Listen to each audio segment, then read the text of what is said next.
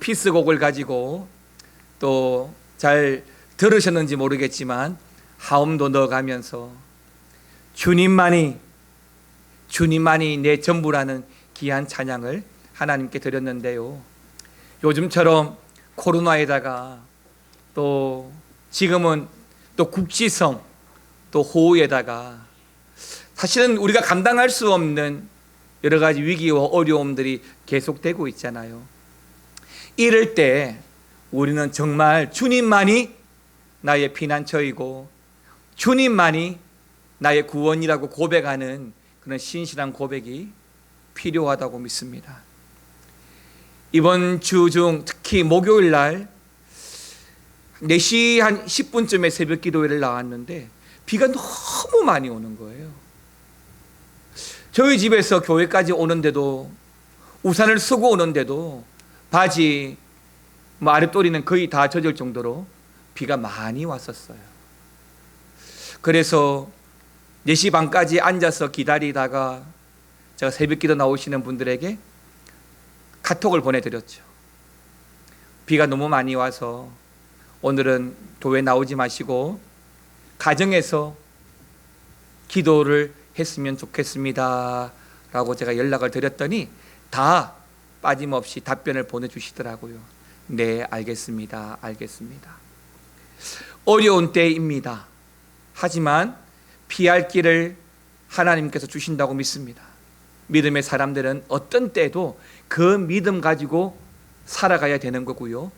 그 믿음 가지고 살아가면 함께 하신 하나님께서 우리를 도와주시고 이끌어 주신다고 믿습니다. 이번 주에 금방 말씀드린 대로 비가 굉장히 많이 왔잖아요. 또 다음 주에도 계속해서 비가 많이 온다고 그러잖아요. 그 비 때문에 안타까운 사건과 사고도 많았습니다. 그래서 혹시라도 여러분이나 여러분 주위에 비로 인한 어려움은 없는지, 곤란한 일은 없는지 한 번 더 돌아보고 어려울 때 서로 힘이 되고 또 중보할 수 있는 우리 성도들이 다 되었으면 좋겠습니다. 이제 말씀을 이어서 드리겠습니다. 제가 여러 번 요한복음의 말씀을 여러분들에게 드리면서 여러 번 말씀을 드린 것 같은데요. 우리가 계속해서 보고 있는 이 요한복음의 특징은 예수님이 누구이신지에 대해서 차근차근 잘 설명해 주고 있다는 것입니다. 요한복음을 보다 보면 여러 곳에서 예수님은 나는 뭐뭐이다 라는 식으로 예수님 자신이 누구인지를 직접 밝혀주는 부분들이 많이 있는데요. 예를 들어서 오늘 14장 6절에 보면 이렇게 말씀하십니다. 같이 한번 읽어보겠습니다. 예수께서 이르시되 내가 곧 길이요 진리요 생명이니 나로 말미암지 않고는 아버지께로 올 자가 없느니라. 아멘입니다. 여기에서 예수님께서 역시 조금 전 말씀드린 대로 나는 뭐뭐이다, 즉 예수님 자신이 길이고 진리고 생명이다 라고 말씀을 하셨습니다. 이 말씀의 의미는 예수님만이 하나님께로 가는 유일한 길이고 하나님을 알 수 있는 유일한 진리이고 하나님의 생명에 참여할 수 있는 유일한 원천이다 라고 하는 말씀을 내가 길이고 진리고 생명이다 라고 말씀해 주고 있는 것입니다. 이처럼 우리가 계속해서 보고 있는 이 요한복음은 예수님 자신이 어떤 분인지 여러 사건들을 통해서 우리에게 보여주고 있고, 특히 오늘 본문으로 하고 있는 이 14장은 사건이 아니라 하나님과의 관계를 통해서 예수님이 누구이신지를 우리에게 보여주고자 하고 있습니다. 그래서 예수님이 예수님 되심에 있어서 하나님 아버지를 통하여 예수님이 어떤 분인지, 누구인지, 하나님과는 어떤 관계인지를 말씀해 주고 있는 것이죠. 이제 오늘 말씀을 통해서 본문의 말씀이 의미하는 대로 예수님이 누구이신지 분명히 알고 그 주님을 영접하고 고백하고 그 주님의 그 중보와 도우심으로 날마다 힘있게 승리하며 살아가는 저와 여러분 되시기를 먼저 주의 이름으로 축원합니다. 첫 번째 함께 나눌 말씀은 예수님은 하나님이십니다 라고 하는 것입니다. 너무나 당연한 이야기죠. 하지만 예수님이 하나님이라고 하는 이 사실은 우리의 신앙 고백이면서 동시에 교리고, 예수님이 생전에 여러 말씀을 통해서 우리에게 말씀하신 그 핵심이 바로 예수님이 하나님이시다라고 하는 것입니다. 오늘 본문 요한복음 14장의 말씀의 문맥에서 조금 전 읽었던 6절 말씀대로 이 말씀은 예수님의 제자 중에 도마가 예수님께 물었습니다. 그 물음에 예수님이 하신 답변이 이 6절 말씀인데요, 그 답변이 뭐였다고요? 내가 길이고 진리고 생명이다 라고 하셨다는 것입니다. 그런데요, 이 6절 말씀의 답변을 들었음에도 불구하고 바로 그 옆에 있던 또 다른 제자 빌립이 이 답변을 듣고 다시 재차 뭔가를 요구하게 되는데요, 그 요구한 말씀이 8절의 말씀입니다. 8절 말씀 같이 읽습니다. 빌립이 이르되 주여 아버지를 우리에게 보여주옵소서, 그리하면 족하겠나이다. 빌립이 뭐라고 한다고요? 주여 아버지를 우리에게 보여주옵소서라고 하고 있다는 겁니다. 다시 말하면 6절에서 예수님은 내가 길이고 진리고 생명이라고 말씀하셨는데도 제자 빌립은 엉뚱하게 하나님 아버지를 직접 보여달라고 아주 무례한 요구를 하고 있는 겁니다. 사랑하는 성도 여러분, 빌립의 이 요구와 요청이 아이고 별거 아닌데요, 뭐 그럴 수 있죠 라고 생각하시면 안 됩니다. 아무리 친한 사이이고 관계라 하더라도 해야 할 말과 하지 말아야 할 말이 있습니다. 더군다나 나름은 어려운 사람이거나 예의를 지켜야 하는 관계는 더욱더 언행을 조심할 필요가 있지요.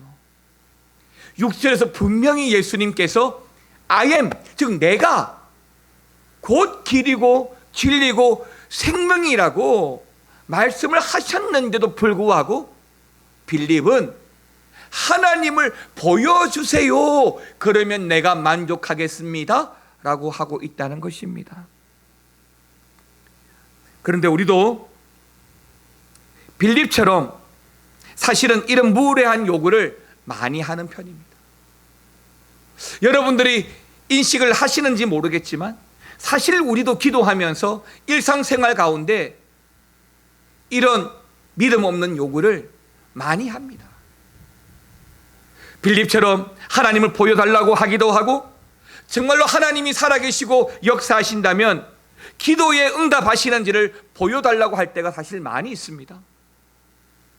특히 어느 때 더욱 그러느냐면 우리가 어려움을 겪고 곤란한 일을 많이 당할 때 유독 간절히 하나님께 보여달라고, 하나님께서 직접 간섭해 주시고 해결해 달라고 하나님께 요구를 하게 되는 것이지요. 자, 그러면 이런 도마에 이은 또 다른 제자 빌립의 믿음 없는 이런 질문에 대해서 우리 예수님은 어떻게 하셨을까요? 어떻게 반응을 하셨을까요? 8절 말씀에 이은 9절에서 우리 예수님은 이렇게 반응을 하고 있습니다. 빌립아, 내가 이렇게 오래 너희와 함께 있었는데 너가 알지 못한다고? 나를 본 자는 이미 아버지를 보았거늘 어찌하여 아버지를 또 보이라고 하느냐 라고 하십니다.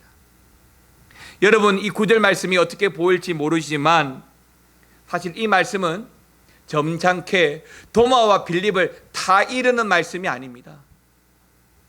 제자들이지만 아주 책망하시면서 꾸질하면서 하신 말씀인 거죠. 그렇다면 예수님께서 이들에게 책망하시면서 하신 말씀이 무엇이죠? 그러니까 예수님은 이렇게 오래 같이 나와 함께 있었는데 무려 3년이나 나와 함께 있었는데도 예수님이 누구신지를 모른다는 것에 대해서 예수님이 책망하시는 것입니다. 제가 우리 미아 중앙교회 3년이 되었습니다. 그런데 저하고 여러분의 관계는 뭐 일주일 내내 보시는 분들도 있고, 또는 뭐 주중에 수요일 금요일 보시는 분도 있지만, 대부분은 주일마다 한 번씩 이렇게 만나 뵙잖아요. 그리고 저랑 깊숙한 대화도 많이 못 나누시게 되잖아요. 그러면 잘 모르시잖아요. 그런데 예수님과 제자들의 관계는 그게 아니잖아요. 3년이라는 세월 동안 함께 동거하고 동락하면서 누구보다 예수님 가까이에서 말씀을 듣고, 누구보다 예수님께서 보여주신 여러 사건들과 일들을 통해서 예수님이 하나님이신 것을 친히 경험했던 사람들이잖아요. 그런데도 모른다는 거죠. 이게 말이 되냐는 것이죠. 9절 말씀을 다시 한번 보십시오. 예수님을 본 것이 곧 나를 본 것이다 라고 말씀합니다. 즉 예수님을 본 것이 아버지를 본 것이라고 말씀하시는데, 제자들은 예수님이 하나님과 동등되고 하나이시고 상호 내주하는 분이신 걸 모르고 있었던 것이죠. 그래서 예수님이 10절, 11절에서도 이어서 계속 말씀하시는 것이 뭐냐면, 내주하는 하나님에 대해서 말씀하십니다. 우리 10절, 11절 말씀을 찬찬히 같이 한번 읽어보겠습니다. 내가 아버지 안에 거하고 아버지는 내 안에 계신 것을 내가 믿지 아니하느냐? 내가 너희에게 이르는 말은 스스로 하는 것이 아니라 아버지께서 내 안에 계셔서 그의 일을 하시는 것이라. 내가 아버지 안에 거하고 아버지께서 내 안에 계심을 믿으라. 그렇지 못하겠거든 행하는 그 일로 말미암아 나를 믿으라. 아멘입니다. 10절에서 뭐라고 말씀하셨죠? 보십시오. 내가 누구 안에 있고 아버지 안에 있고 아버지도 내 안에 있는 것을 뭐라고요? 믿지 못하겠어? 라고 말했습니다. 11절에서 보십시오. 다시 또 말합니다. 10절에서는 상호 내주하는 것을 믿지 못하겠어? 라고 물었는데, 11절에서는 내가 아버지 안에 거하고 아버지께서 내 안에 계심을 뭐 해라고요? 믿으라 라고 말씀합니다. 예수님은 이렇게 두 번씩이나 예수님과 하나님이 일체 하나가 되고 서로 상호간에 내주하시는 것을 믿으라고 말씀하십니다. 사랑하는 성도 여러분, 우리의 믿음 중에, 우리가 믿고 있는 예수님 중에 예수님과 하나님이 일체라고 하는 믿음이 필요합니다. 이건 삼위일체에 대한 믿음이기도 하고, 또한 동시에 하나님과 예수님이 서로 내주하면서 동등을 취하시고 보여주신다는 것을 우리에게 말씀해 주고 있습니다. 예수님이 하나님의 일부분만이 되는 것이 아니라 모든 것을 알고 계시고, 일부분만 하나님을 닮은 것이 아니라 모든 것이 같은 분이시고, 예수님의 모든 삶 속에 하나님의 신비한 것이 다 담겨져 있다는 것을 말하고 있는 것입니다. 그래서 예수님의 말씀이 곧 하나님의 말씀인 거고, 예수님이 하시는 모든 것이 하나님이 하시는 것이다 라고 하는 것을 믿으라 라고 말씀하시는 것입니다. 때문에 우리는 더 이상 이 믿음 없는 빌립처럼 뭔가 보여달라고, 하나님을 보여달라고 믿음 없는 요구를 해서는 안 된다라고 하는 것입니다. 너무 빌립처럼 하나님 아버지를 보여달라고, 하나님의 역사를 우리 눈으로 보게 해달라고 해서는 안 된다라고 하는 것입니다. 대신에 예수 그리스도로 만족하고 사는 삶이 필요합니다. 오직 예수 그리스도로 말미암아 위안을 받고 살아가야 하는 것이 바로 신앙입니다. 복음성 가사에도 사람을 보고 세상을 볼 때는 만족함이 없지만, 동남풍이 불고 서북풍이 불어도 나는 예수로 말미암아 만족하고 살겠네. 그런 고백처럼 우리는 눈에 보여지고 또는 심지어 하나님이 보여주시는 기적과 사건이라 할지라도 그것 때문에 신앙하고 그것 때문에 예수님을 바라보는 것이 아니라 예수님 자체만으로 만족하고 신앙하고 살아가는 저와 여러분 되시기를 축원합니다. 11절 끝부분에 보게 되면 예수님이 만일 그렇게 못하겠거든 그 일로 말미암아 나를 믿으라라고 했습니다. 여러분, 제가 전에 여러분들에게 계시에 대해서, 교리에 대해서 간단하게 설교를 한 적이 있는데요, 계시가 뭐냐면 하나님이 하나님 되심을 보여주시는 것이 계시입니다. 근데 계시에는 두 가지가 있다고 말씀드렸는데 기억나십니까? 하나는 일반 계시가 있고 또 하나는 특별 계시가 있다고 말씀을 드렸습니다. 일반 계시가 뭐예요? 자연 만물이에요. 아침과 저녁이 있고 봄, 여름, 가을, 겨울이 있고 우주 만물이 있는 거예요. 그걸 보면서 어떻게 하나님을 안 믿을 수 있지? 일반 계시는 그런 자연을 통해서 하나님을 알 수 있도록 보여주신 것이 바로 일반 계시예요. 그런데 사람들이 그 일반 계시를 통해서도 하나님을 안 찾고 하나님을 안 믿고 모르니까 특별히 보여주신 게 뭐예요? 특별 계시예요. 그게 뭐예요? 말씀인 거죠. 바로 예수님인 것이죠. 그래서 11절 말씀에 뭐라고 말씀하십니까? 못 믿겠거든, 그렇게 못하겠거든 나를 믿으라. 나를. 특별 계시, 예수님이, 하나님이 특별히 보내주신 예수님을 통해서 믿으라라고 말씀하시는 것입니다. 예수님이 하시는 말씀을 보고 예수님이 하시는 일을 보고 예수님이 하나님이신 것을 믿으라고 하셨기 때문에 오늘 우리에게는 바로 이런 믿음이 필요한 것입니다. 그러므로 여러분, 예수 그리스도의 말씀과 삶이 아닌 다른 곳에서 하나님을 찾으시면 안 됩니다. 우리 말씀을 통해서, 우리의 생활을 통해서 하나님을 발견하고 하나님을 찾을 수 있습니다. 어떤 사람이나 어떤 모임이나 어떤 행사가 아니라 오직 십자가를 통하여 우리에게 드러난 예수님을 통해서, 예수님의 말씀과 삶을 통해서 예수님을 만나고 예수님을 바라보아야 하는 것입니다. 왜요? 예수님이 하나님이십니다. 그래서 우리는 어떤 일이 있어도 예수 붙들고 살아가야 되는 것이죠. 두 번째로, 예수님이 하나님이신 것을 증거하는 가장 큰 증거가 뭘까요?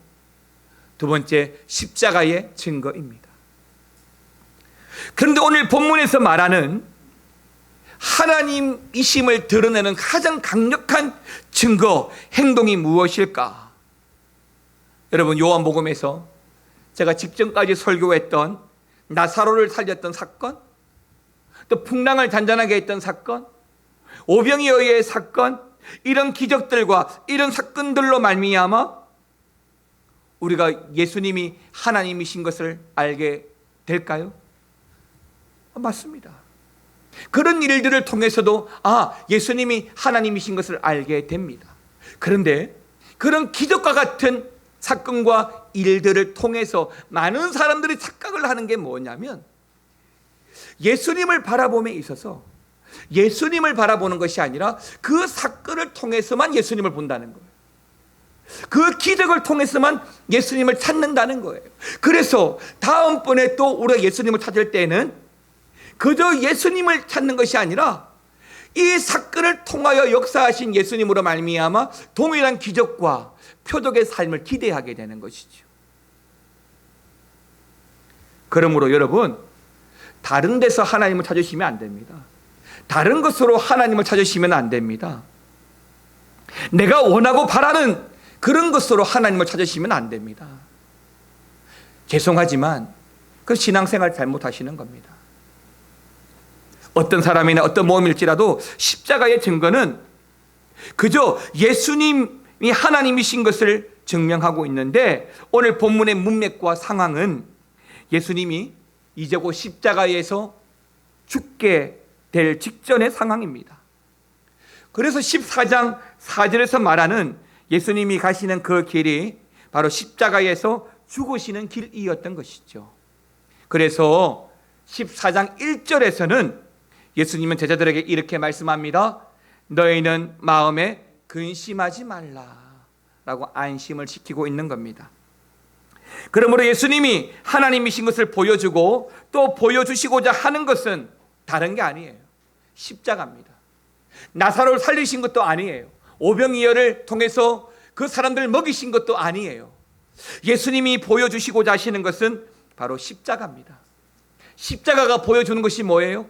예수님이 하나님이시고 하나님의 아들이신 것을 보여주시는 것입니다.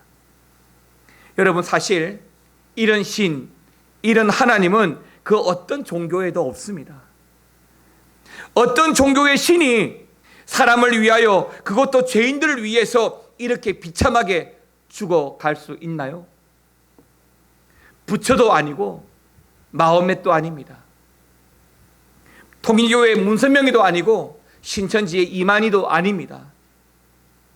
그들은 모두 자기의 길을 갖고, 고행의 길을 갖고, 인내의 길을 갖고 자기의 실속만 챙겼습니다. 그러므로 오직 우리가 믿는 전능하신 하나님에게만 이 십자가가 있고 중보가 있는 줄 믿고, 날마다 그 예수님 십자가를 통해서 그 예수님이 하나님이신 것을 바라보고 고백하시기를 축원합니다. 그래서 십자가는 유대인들에게는 꺼리는 것이 되고 헬라인들에게는 어리석은 것이 되지만, 믿음으로 살아가는 우리에게 십자가는 하나님의 지혜가 되고 하나님의 능력이 되는 것입니다. 사랑하는 성도 여러분, 다른 것을 찾으시면 안 됩니다. 오로지 십자가에서 죽으신 주님을 찾으셔야 합니다. 우리가 붙잡아야 될 주님도 십자가를 통하여 구원을 완성하신 주님이십니다. 십자가 없는 주님 아닙니다. 십자가를 통하여 부활이 있습니다. 오병이어도 보지 말고, 풍랑을 잔잔케 하신 예수님도 보지 말고, 세상의 모든 죄를 철저히 짊어지기 위해 묵묵히 십자가의 길을 걸어가신 주님을 찾으시고 바라보셔야 합니다. 우리 예수님은 처음부터 베들레헴 말 구유에 오셨고, 마지막에 골고다 십자가에서 죽으신 그 주님, 우리를 살리기 위해서 철저하게 자신을 희생하신 그 주님, 오늘도 우리의 인생 중에 이런 주님을 찾고 그런 주님을 만나는 은혜가 있으시기를 바랍니다. 마지막 세 번째는 예수님이 하나님이시고 그 증거가 바로 십자가입니다. 세 번째는 이제 우리도 그 십자가의 길을 가야 합니다. 우리도 그 십자가를 져야 합니다. 여러분, 세상의 만족과 평안함을 살아갈 때는 하나님의 도우심, 하나님의 위로를 경험하기가 쉽지 않습니다. 그런데 우리가 묵묵히 십자가의 길을 걸어가면 하나님의 도우심이 필요합니다. 그리고 하나님의 그 도우심이 우리에게 힘이 되고 믿음으로 살아가게 하는 이유가 되지요. 그래서 우리는 선택적으로 그 십자가의 길을 가야 하는 겁니다. 이제 주님은 말씀을 통해서 이 길을 따르라고 말합니다. 14장 12절 13절 말씀을 보게 되면 이 길을 따르라고 말합니다. 이 말씀 12절 13절 이 말씀은 예수님의 이름으로 기도하면 다 들어주셔, 그런 기도에 대한 교훈이 아닙니다. 12절에서 나를 믿는 자, 즉 예수님을 믿는 자는 이제 예수님과 같은 일, 아니 그보다 더 큰 일을 한다고 했는데요. 그리고 13절에서 예수님께 구하면 예수님이 그 일을 이루어 주겠다라고 말씀합니다. 여러분들이 십자가의 길을 가면 그 길을 갈 수 있도록 주님께서 도와주시겠다는 겁니다. 그 십자가를 통하여 주어진 인생 살아갈 수 있도록 함께 하시겠다는 말씀인 것입니다.